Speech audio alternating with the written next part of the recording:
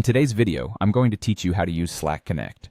This feature is a terrific way to collaborate with people outside your organization by connecting external contacts directly into your Slack workspace. Let's dive right in and walk through the process step by step.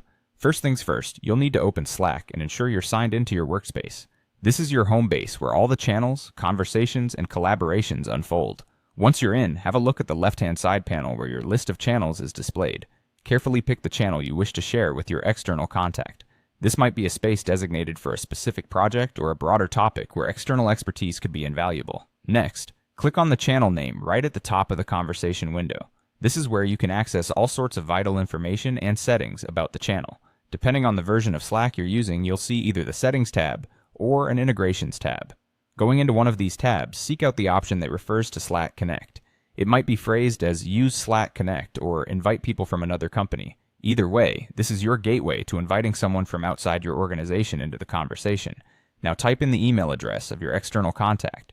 This should be the key person or people you want to collaborate with in this specific channel.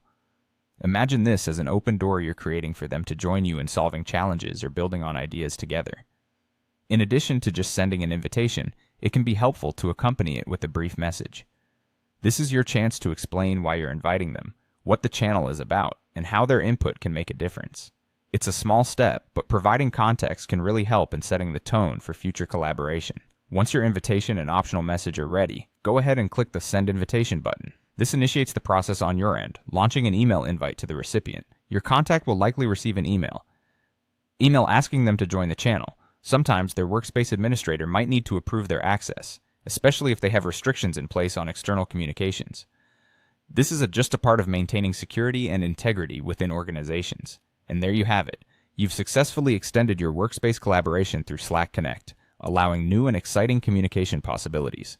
Remember, this feature is not just about adding people to a Slack channel. It's about extending your network of collaboration to include the best expertise, insights, and perspectives beyond your organizational boundaries.